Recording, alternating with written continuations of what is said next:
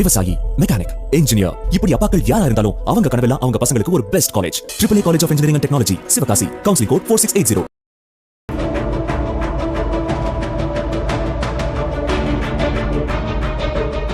அமெரிக்காவில் தற்காலிக விசாக்களில் தங்கியிருந்து நிரந்தர குடியுரிமைக்கான கிரீன் கார்டுக்கு விண்ணப்பிப்பவர்கள் இனி அமெரிக்காவை விட்டு வெளியேறி தங்களது சொந்த நாடுகளுக்கு சென்றுதான் அதற்கு விண்ணப்பிக்க வேண்டும் என்று டொனால்ட் ட்ரம்ப் நிர்வாகம் அறிவித்துள்ளது.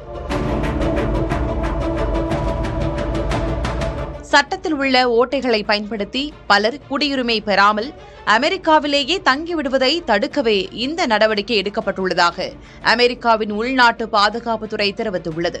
இதுவரை அமெரிக்காவில் இருந்தபடியே தங்களது விசா நிலையை மாற்றுதல் மற்றும் கிரீன் கார்டு விண்ணப்பிப்பதற்கான வசதி இருந்து வந்தது.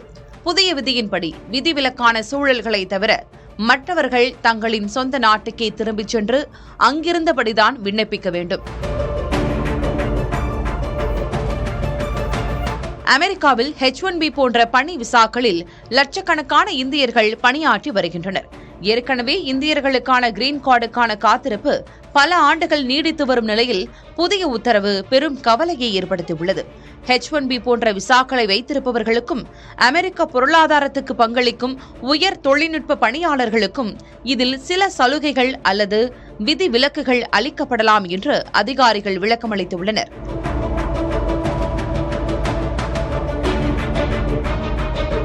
இருப்பினும் இந்த புதிய விதிமுறை அமெரிக்காவில் உள்ள இந்திய தம்பதிகள் மற்றும் குடும்பங்களிடையே பெரும் குழப்பத்தையும் அச்சத்தையும் ஏற்படுத்தியுள்ளது. விவசாயி, மெக்கானிக், இன்ஜினியர், இப்படி அப்பாக்கள் யாரா இருந்தாலும் அவங்க கனவெல்லாம் அவங்க பசங்களுக்கு ஒரு best college. AAA college of engineering and technology, Sivakasi. Counselling code 4680.